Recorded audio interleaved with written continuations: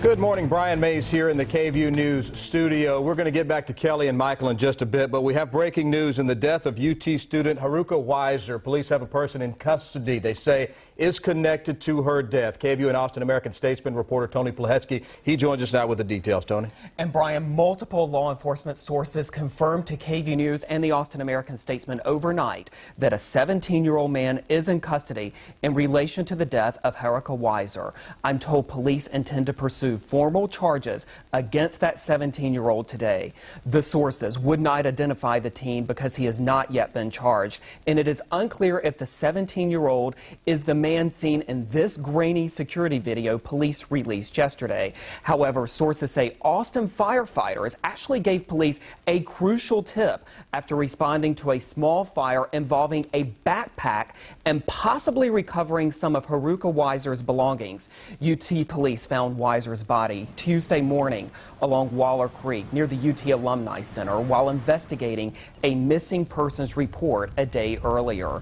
She was last seen leaving a building on campus, walking back to her dorm when she disappeared. Now, Austin police have tentatively scheduled a mid-morning news conference, I'm being told sometime around 10:30 a.m. this morning to update the public. We will stream that news conference on KVUE.com once it happens. Brian. Tony, you mentioned a 17-year-old. That would seem to indicate it's not a fellow UT student that they have in custody this morning. Well, that's one of the things that we are trying to figure out now. But what I am being told, at least tentatively, is that this suspect is not a University of Texas student. At least that is the tentative preliminary information that we are learning right now, Brian. Quickly, do we know where the backpack was found? You mentioned that was a key in this investigation. Yeah, what we are trying to also ascertain this morning is where the fire that Austin firefighters responded to actually occurred. I've not been able to nail down that information, but of course we are reaching out to the Austin Fire Department this morning and have been all morning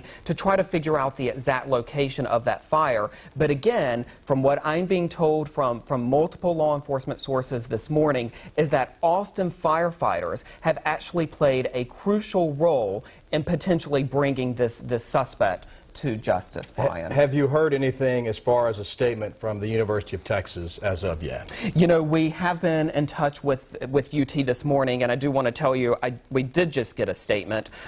This is from the University of Texas President Greg Fenves. He and UT officials wanted to be very clear with me this morning that they are not confirming an arrest at this time. But according to this statement, the UT president says Austin police are moving quickly in their investigation. The increased police patrols on campus will continue. And the president says, I urge all members of the UT community to continue supporting Haruka's parents, family, and classmates as they grieve their beloved daughter and friend. And I'm being told that UT is also notifying campus, even as we speak, of this major development and this major break, as it's looking like, Brian, in this case. And of course, this has just stunned so many people, not only on the UT campus, but in our community as well. I was actually out last night at the vigil that was being held, and it was just such a somber remembrance. And even, you know, Haruka Weiser's family has said that she would never want to have been a cause for anything in her life. But of course, you know, so many people so shocked and so saddened by what has happened. And, you know, Brian, as we've been reporting, this is the first murder on the UT campus in nearly a quarter century. So it's stunning, and it's affecting so many people, as you can imagine. It's a big break in the story. Again, Tony, thanks for being here to recap. A 17-year-old man in custody